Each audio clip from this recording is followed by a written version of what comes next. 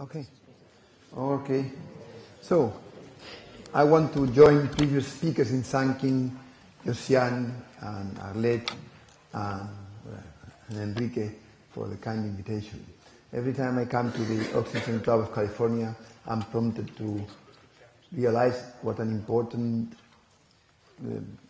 club is in my personal and professional development. So I want to thank Lester also, not only for his help in my early career, but also for founding this club, and finally for giving us an example of successful aging. I don't know how much wine Lester is drinking, but probably he's drinking the sufficient. I'll be discussing, this was the title I thought of when the organizers asked me to speak about something related to nutrition. I will be discussing these points with you.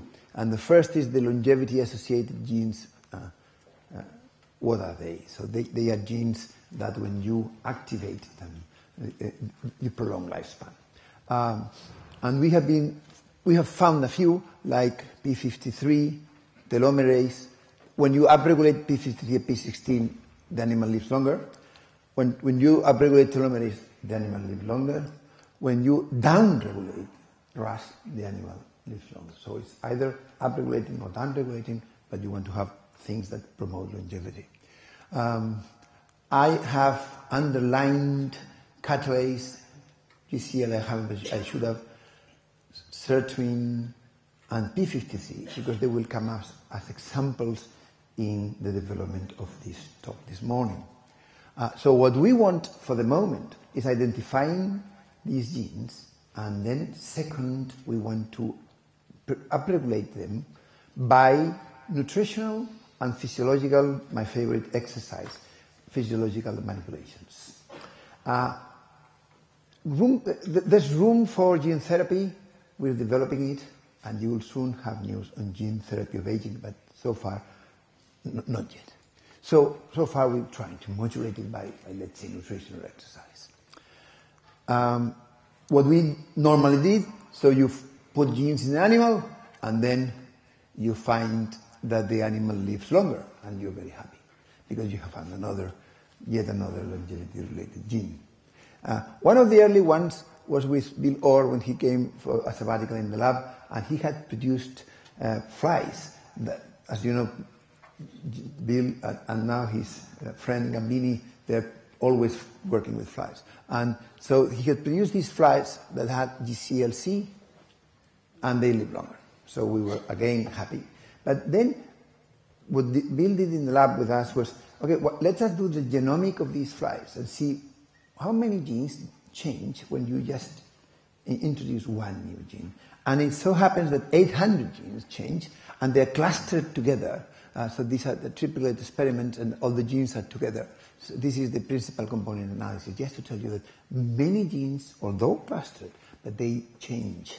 So you cannot attribute the final effect to one, and you always are in need of validation, and that's what I've been discussing with you.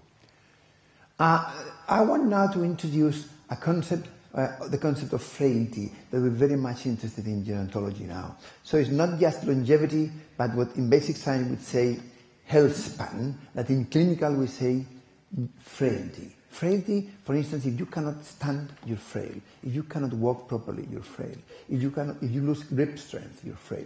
This is a very important frailty, and we will compare frailty versus longevity, examine the role of oxidative stress, and then I added this when I noticed that Vittorio Calabrese, so thank you Vittorio, came up with the idea of these vitagens. So I was very much motivated by this, so I had to look for vitagens and forget about the longevity-associated genes.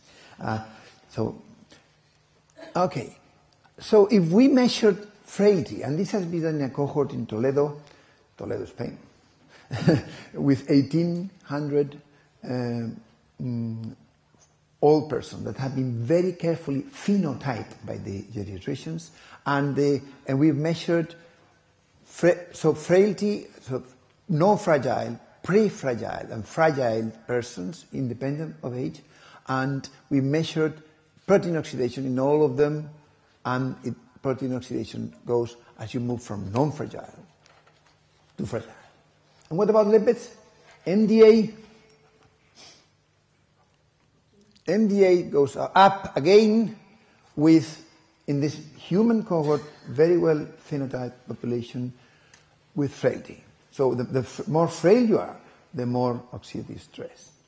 But no correlation between MDA and age. We are not seeing correlation between age and oxidative stress, but rather between frailty and oxidative stress.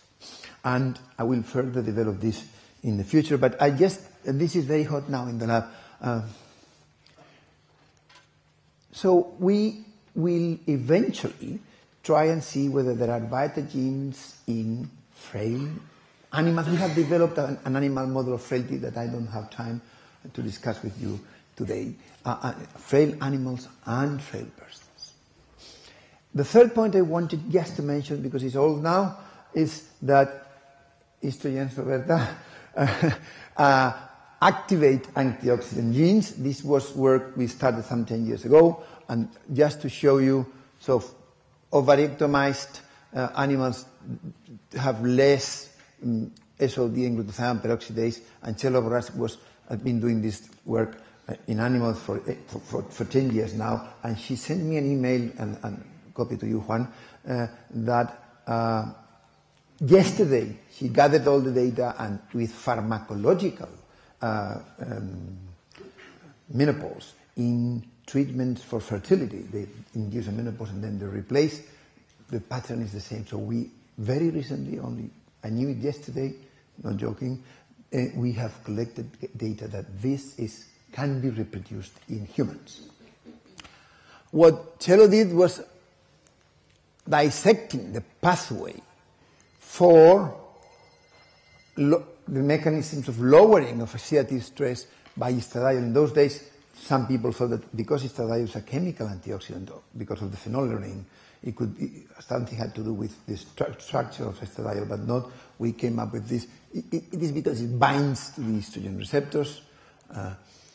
And Giovanni Mann convinced me that genistein structure was very similar to estradiol, and in this paper in 2006, we just did the same as with these previous ones. We dissected the pathway, and the pathway between genistein and estradiol is very parallel. So Giovanni convinced me to move into genistein, and we did some work in collaboration. This was mainly done in his lab. When you feed soya to the animals, you find a lowering of blood pressure. Those animals have increased SOD, increased COX, and increased ENO. So we were very happy. We published that 6 years ago already, Giovanni. We published that, and we were very happy. Soya lowers, and it's going to increase your quality of life, decrease your frailty probably, because hypertension is very bad for you. So some 3 years ago, I decided that I would like to have a controlled population lifespan experiment. So we did in two conditions. One is spontaneous exercise, and I hope I'll discuss this later on with Sol Radak and Rossi, if I may, and also on soya. And I was convinced that animals who were eating soya would live longer. But no. This is what we found after 650 days of experiment. We could not find that soya. It may well promote your lifespan. It prevents diabetes. Chelo's doing that helps with experimental diabetes, but it will not promote longevity. So again, I see a discrepancy between upregulation of genes and longevity in these animals. But moreover, Juan Gambini, our Drosophila man, did this experiment, and the more soya he gives, the less the animal lives. He changed the flour from wheat flour to soya flour. They live less. But he then did the experiment with genistein, added genistein to the wheat flour, and the animals live less. So in terms of longevity, I'm not sure that soya is helpful if the animals are kept under perfect conditions. So pathogen, specific pathogen-free for mice, and very good conditions for that we learned from Bill or for flies. So we were surprised. I think that soya may be a good thing for you if you have a high blood pressure, if we are diabetic. But in terms of pure longevity, we don't find an increase in soya. And then, let's move to wine, because we don't care much about soya. Although people in Spain are eating or drinking rather soya supplemented milk and things. But Gambini preferred wine, and so we moved. And the first thing I want to tell you is that wine contains flavonoids, but also alcohol. All right? And that was something we were very interested in. And I'm going to move, and I was pleased this morning to see that finally people are coming to remember that it's not only thiol to disulfides, as I've been doing all my life with you, Dean, but also NAD and ADH. My master in the 60s, this was before I went to the lab, came with this paper, which became a citation classic in those days, the ratio of the concentration of NAD over NADH at the site of this oxoreduction is of importance because it bears on the metabolic behavior. This is typical Krebs writing of oxidable and reducible substrates. Direct measurements, don't measure. Direct measurements of the tissue content of NAD and NADH do not supply the required information. They fail to differentiate between free and bound nucleotides, and they give no information on the distribution of nucleotides, which is known to be uneven. And how do you measure NAD over NADH ratio? By measuring lactate and pyruvate. Lactate over pyruvate reflects NAD over NADH. Direct measurements are useless. So with this, and this was again, Bob Beach was in the same seat I was sitting, but the previous PhD student in Krebs's lab. So we decided to take this and measure for reasons that, because sirtuins have NAD as substrate, I thought, okay, let us take this and measure NAD over NADH on sirtuins. This will be published in 2 months' time. So what Gambini did was measure lactate of a pyruvate with ethanol, because ethanol is oxidized, lactate goes up, and therefore NADH goes up. Okay, so ethanol in moderation increases NAD and NADH. Why in moderation? Because a lot of ethanol inhibits ADH. I won't go further into this. And sirtuin goes up. SIRT1 mRNA goes up. SIRT1 protein goes up. And lifespan is significantly increased by an average lifespan by 12%. So ethanol is important if you don't take a lot. We've used cells in culture, we've used Drosophila, and we've used mice in exercise. Every time you increase NADH over NAD, you increase the expression and activity. Sorry, the mRNA and protein expression and activity of SIRT1. So, okay, so far for SIRT1. What about wine, for alcohol? So I wanted to make this point. Wine contains ethanol. And ethanol is not that bad for you, provided you are healthy. If you have a pancreatitis or you have a hepatitis, and 7% of the population have C hepatitis, type C hepatitis, they don't know. So we cannot go out and say, drink ethanol. Okay? Wine prolongs lifespan and activates longevity. In fact, not ethanol, but wine. And this is experiment again that one has done. It all started with the French paradox. The point with epidemiological studies is that they are very variable. It could be that people in France are eating something that we don't know, or they're very happy, and then drink. So that was in the back of my mind when we started these experiments. But certainly, if you drink a little bit of ethanol, this is less, I'll be around here, then your relative risk of mortality is lower, and when you drink more, you have more. So Again, Drosophila are a very good model for experiment when you want to do longevity, because if it is with the mice, it's 2 years. Okay, so what we found, and so far we don't know, is the red wine increases lifespan, but I wanted to say and make it clear that wine without ethanol even increases it further. We cannot explain why.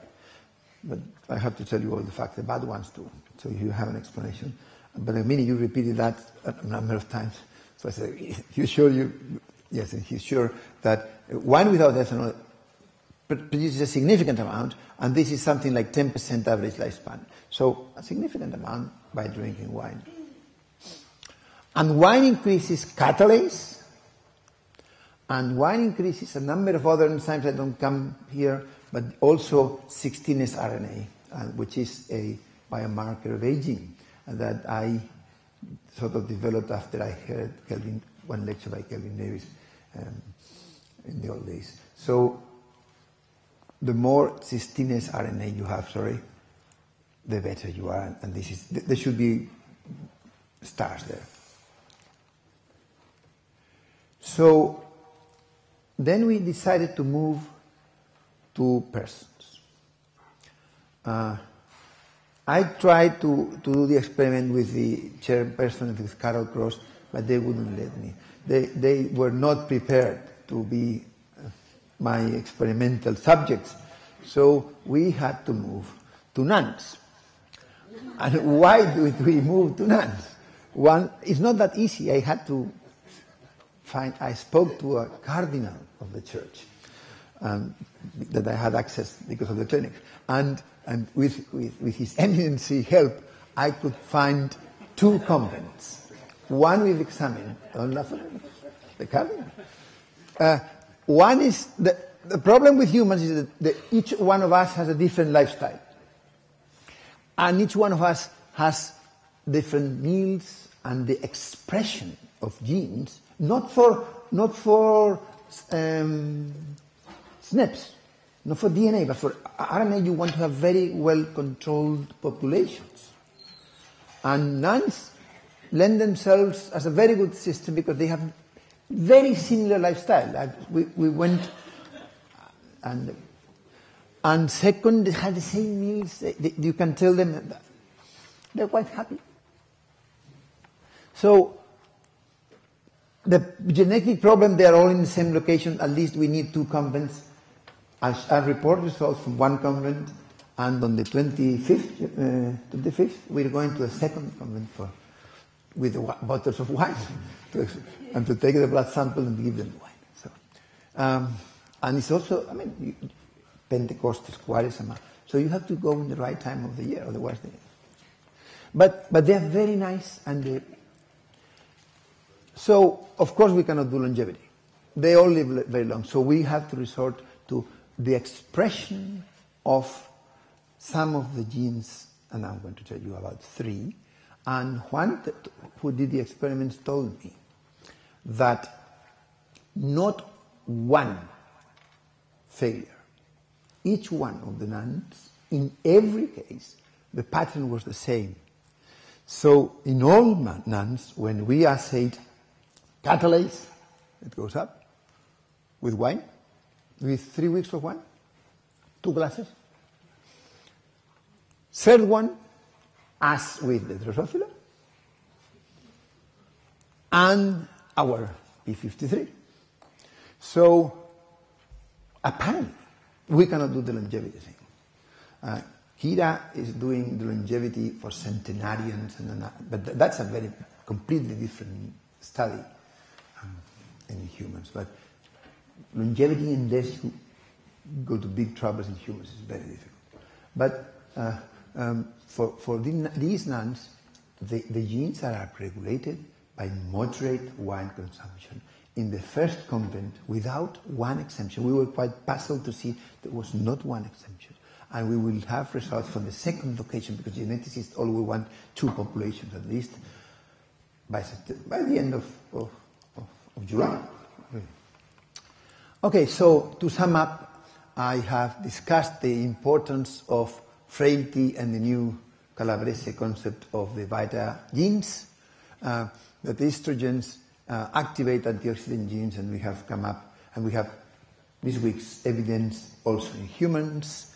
Then we were interested in primed by Giovanni Mann in soya and genistein. Apparently, in our hands, genistein and soya is good for you if you're not under optimal conditions. But if you are under optimal conditions, then probably you're not going to live longer.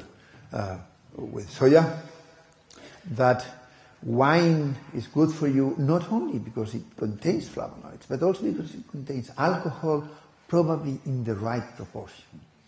And alcohol, as I described, activates by modulating NAD over an ADH ratio, activates the sirtuins, and that wine prolongs lifespan and activates longevity genes in Drosophila, but also in human beings, moscas and monjas in Spanish.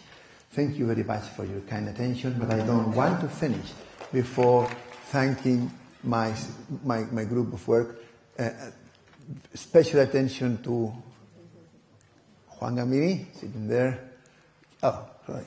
Kira. And Kira, there in the back. If you look the face of these people who are not always Spanish, this is English, these two are French, they are all laughing.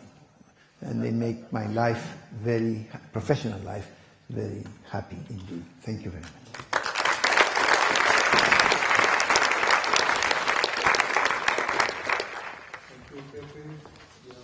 Your presentation, very interesting.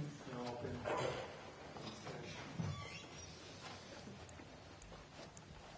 Please.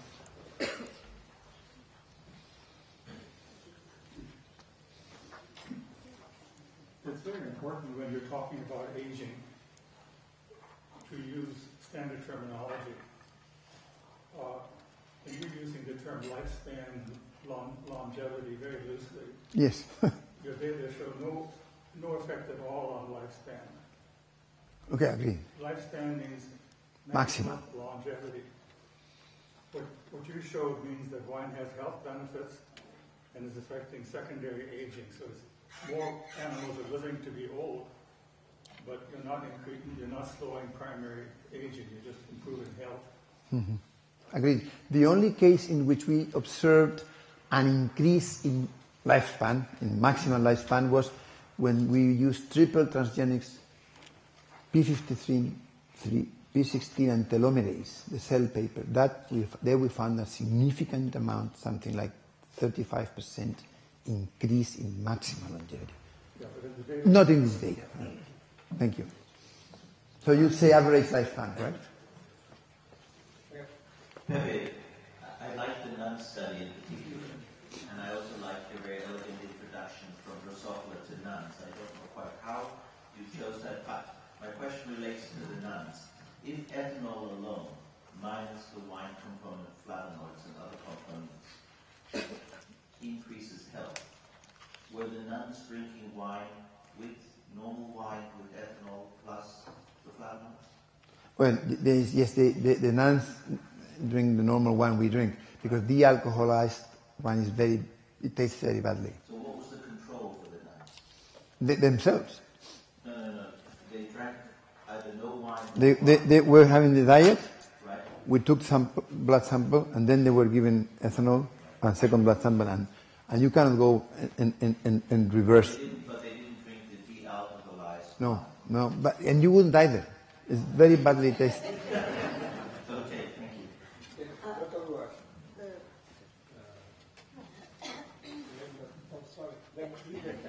So, two of the questions, again, back to the nun study.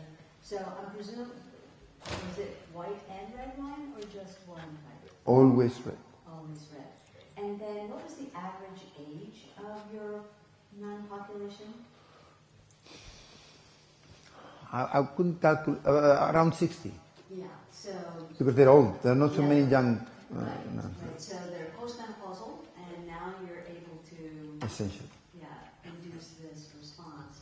The other thing that we found very interesting in the animal data is to disaggregate and just look at the scatter plot and the reason we did that is to try to see whether we had a small group of responders that was driving the mean, and then a group of non-responders.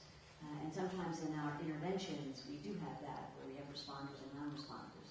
And when we're looking at biology, it seems to be much more homogeneous.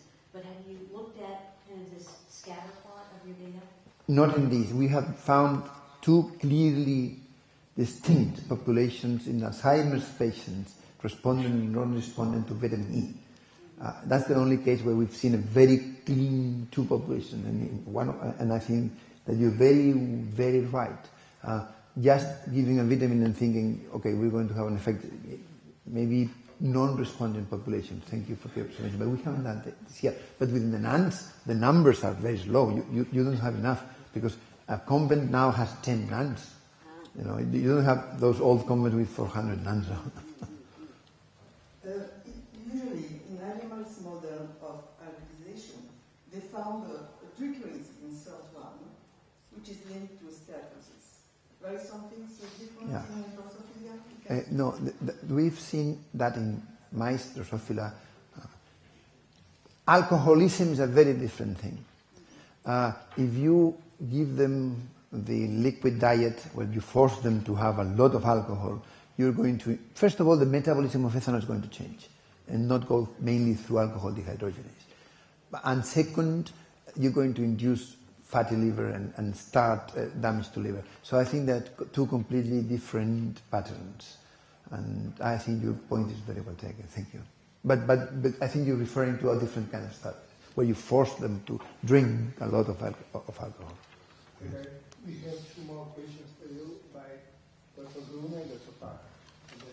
And a very short question to your soy study. You showed very impressively that soy is decreasing the blood pressure. Yeah. Most mice die of cancer, rather than of cardiovascular disease. Do you think mice is an appropriate model? It was rats, Giovanni, wasn't it? But again, the same. Again, no, that's what we had. I think that rabbits could be a better model, but blood pressure was not the only thing that Giovanni was measuring. We did, mainly the enzyme measures. So I like to distinguish between the effects of ethanol and the flavonoids. In the case of ethanol, I think it's cytochrome P450 induced reactive oxygen species production at low levels. And that may be the reason why human studies have shown that you have to have regular consumption of low levels. And in thinking of the flavonoids, I think it's a circulatory effect, which also has a different time frame. And I think distinguishing these factors would be important for those people that like wine consumption. One point, Lester. We have come to believe, not only because of ethanol experiments, but also exercise experiments where lactate goes up, that it is the effect of sirtuins is mainly due to the metabolism through alcohol dehydrogenase that shifts NAD and NADH towards NADH. Okay, not the P450 pathway, but the alcohol dehydrogenase pathway. Apart from that, I completely agree.